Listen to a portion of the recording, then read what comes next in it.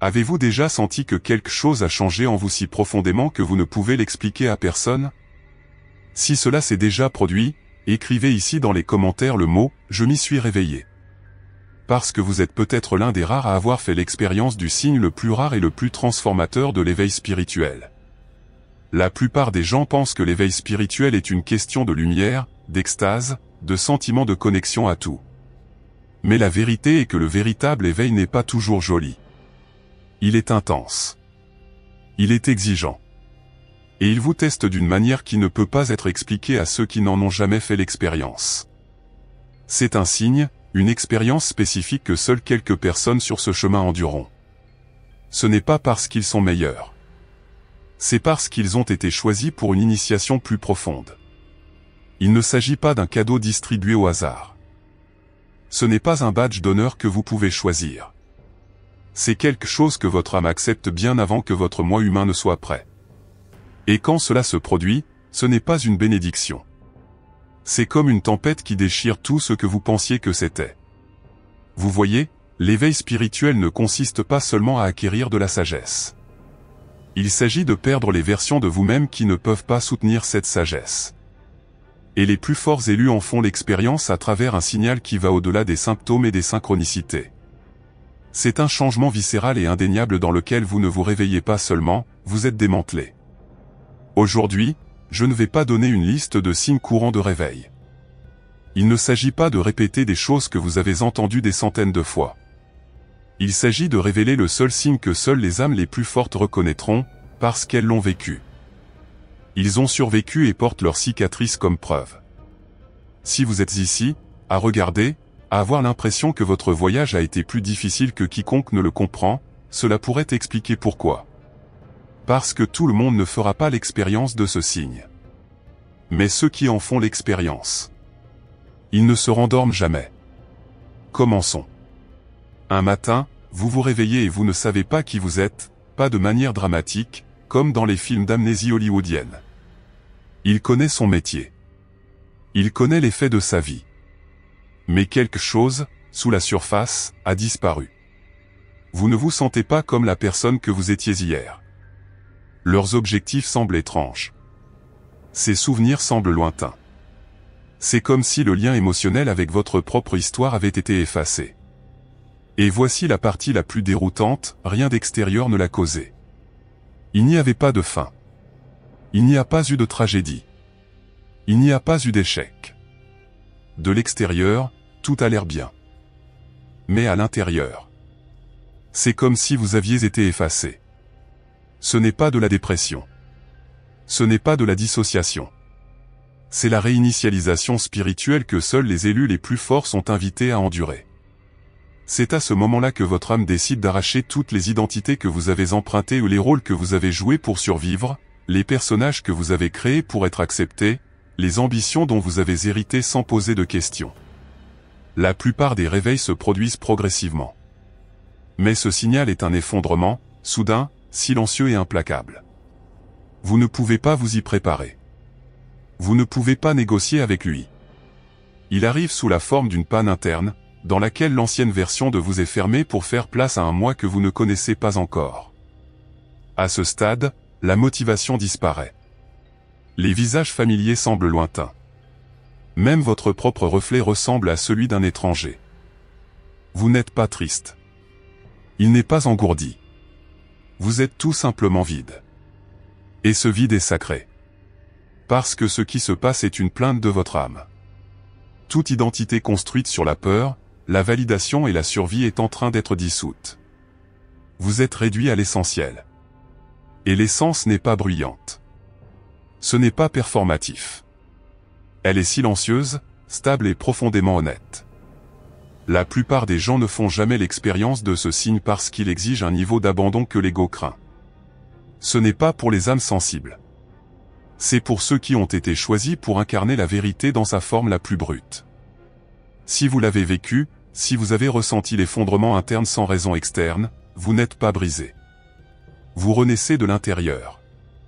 Il y a une sensation unique qui accompagne ce signe. Ce n'est pas un symptôme. Ce n'est pas une maladie. C'est une immobilité dans votre système nerveux qui ne semble pas naturelle. Pendant des années, vous avez vécu en mode combat ou fuite. Son corps était toujours en alerte. Mais lorsque cet effondrement du réveil se produit, c'est comme si votre système nerveux éteignait le bruit de fond. Vous cessez de réagir comme avant. Vous arrêtez de grincer des dents. Arrêtez de trop vous expliquer. Arrêtez de ressentir le besoin de vous défendre. Mais ce n'est pas pour la paix. C'est pour une neutralité étrange et silencieuse. Vous avez l'impression d'être dans une pièce dont tous les murs sont tombés. Il n'y a rien contre quoi se battre. Il n'y a personne à qui se cacher. Il n'y a nulle part où aller. Il ne s'agit pas de dissociation. Ce n'est pas du détachement. C'est votre système qui entre dans un point zéro ou une fréquence de réinitialisation où tout ce que vous ressentiez, stress, peur, excitation, est réduit au silence afin qu'une nouvelle base puisse être construite à partir de zéro. Vous pouvez vous sentir fatigué sans raison. Votre corps peut résister à n'importe quel effort. Même la respiration semble être quelque chose que vous faites délibérément. Mais au fond de vous, il y a une intelligence à l'œuvre réorganisant votre architecture énergétique pour l'aligner sur la vérité de qui vous devenez. Vous remarquerez également que vos désirs physiques changent. Il ne veut plus d'aliments réconfortants. Il n'a pas envie de trop se stimuler. Les anciens cycles de dopamine disparaissent non pas parce que vous les supprimez, mais parce qu'ils ne sont tout simplement plus disponibles pour vous. Il s'agit d'une purification de faux stimuli. Votre système est en train de recalibrer la façon dont il réagit à la vie. Et même si cela semble étrange, c'est la base de quelque chose de puissant. Vous ne vous engourdissez pas. Vous êtes prêt à ressentir à nouveau des signaux purs sensations, émotions, intuitions sans la distorsion des blessures passées. Cette phase n'est pas facile. Mais ceux qui l'endurent sans essayer de le réparer, en ressortent avec un niveau de présence qui ne peut être simulé. Si vous avez senti votre système nerveux se taire, vous n'êtes pas fautif. Vous redémarrez. Au milieu de cette dépression interne, les émotions commencent à se comporter différemment.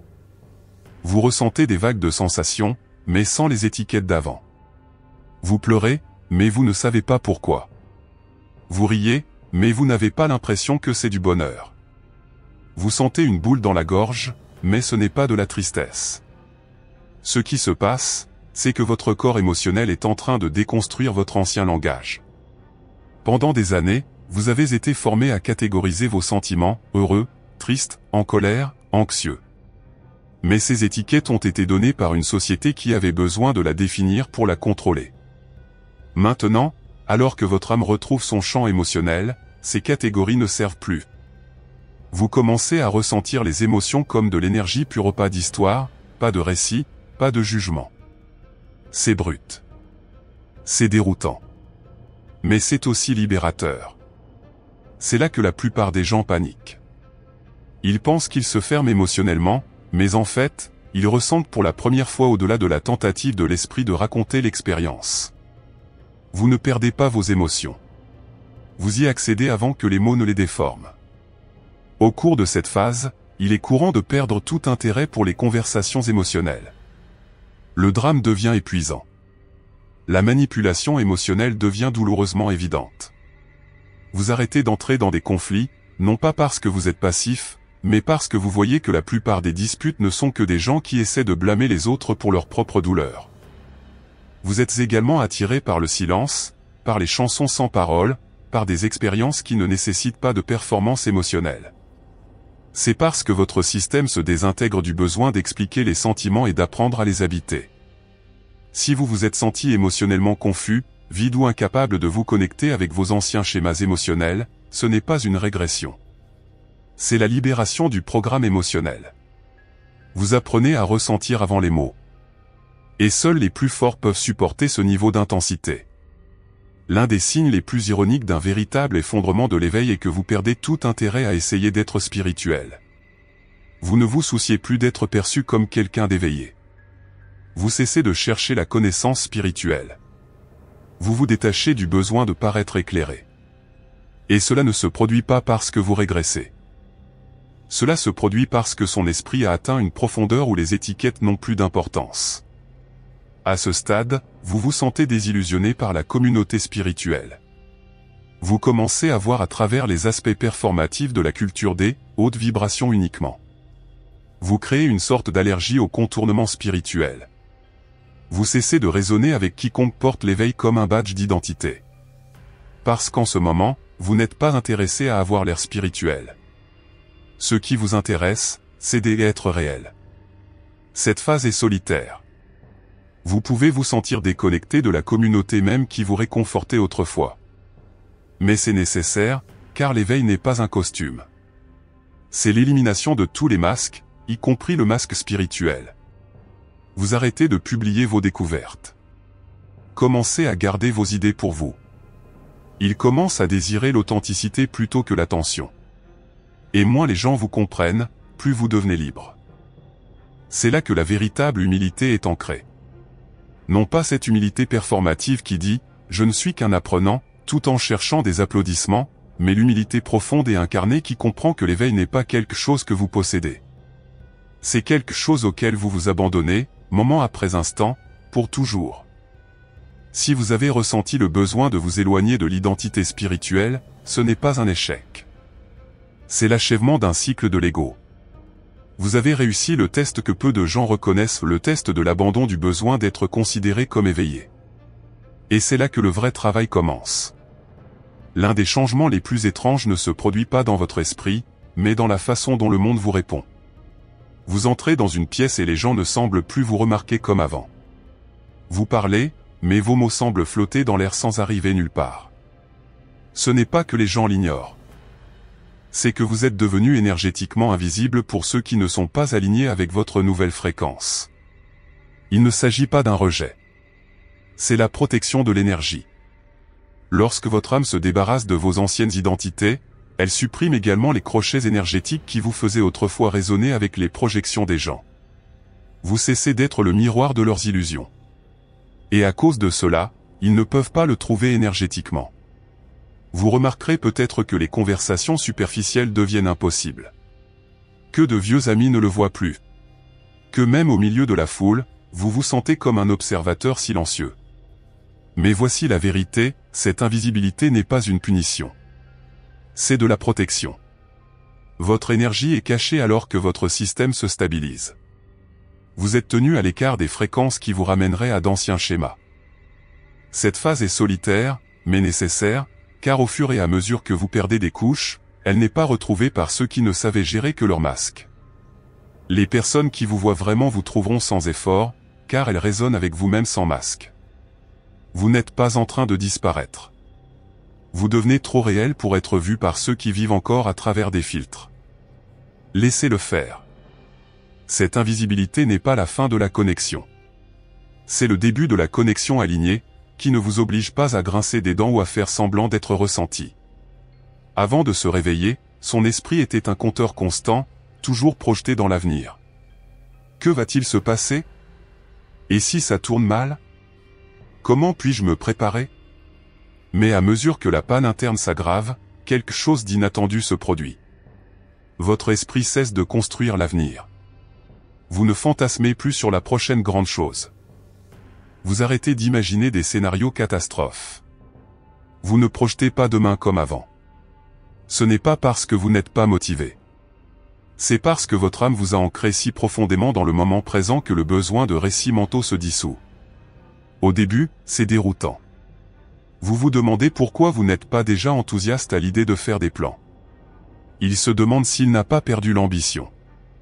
Mais en fait, ce qui se passe, c'est que vous passez d'une vie basée sur la projection à une existence basée sur la présence. Vous commencez à réaliser que l'avenir n'est pas quelque chose à contrôler. C'est quelque chose à trouver, une bouffée à la fois. Et à cause de cela, votre énergie cesse de s'écouler dans des chronologies hypothétiques. Vous conservez votre attention. On a l'impression d'être plus large, plus enraciné. C'est pourquoi, à ce stade, vous pouvez avoir l'impression de flotter dans la vie, mais ce n'est pas sans but. C'est l'alignement. Vous n'êtes plus à courir après des images dans votre esprit. C'est enfin répondre à ce qui est réel, en temps réel. Il faut de la force pour arrêter de vivre dans les histoires de l'esprit, parce que ces histoires vous ont réconforté, même lorsqu'elles étaient stressantes. Maintenant, votre âme vous demande de faire confiance à l'inconnu sans avoir à le scénariser. Ce n'est pas de la passivité. C'est la maîtrise. Vous ne perdez pas le contrôle. C'est dissoudre l'illusion du contrôle.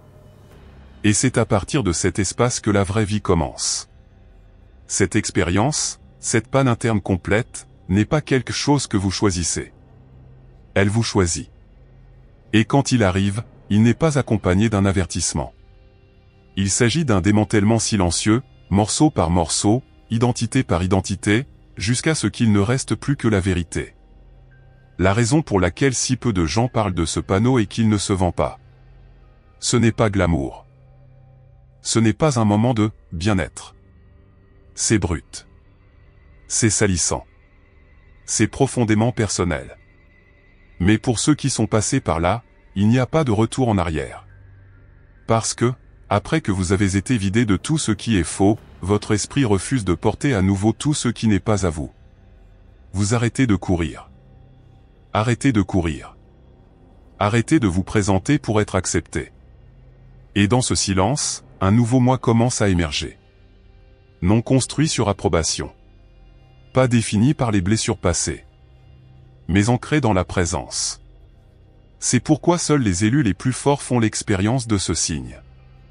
Parce qu'il faut une quantité inimaginable de courage pour affronter son propre vide intérieur et ne pas s'enfuir. S'asseoir sans savoir qui vous êtes et croire que ce qui va arriver vaut la peine d'attendre et ce qui vient après. Une clarté qui n'a pas besoin d'être criée. Une paix qui n'est pas fragile. Un mouvement qui n'est pas précipité. Un amour qui n'est pas mis en scène. Vous ne devenez pas meilleur. Vous devenez réel. Si vous avez ressenti cette dépression, ce vide, cet étrange retrait de ce que vous pensiez être, vous n'êtes pas en train de vous effilocher. Vous revenez à vous-même. Et cela, très cher, est le signe d'une âme qui a été choisie non seulement pour s'éveiller, mais pour incarner l'éveil dans sa forme la plus pure, la plus brute et la plus humaine. Vous n'avez pas besoin d'être compris. Il n'a pas besoin d'être validé. Vous avez déjà été choisi, et c'est suffisant.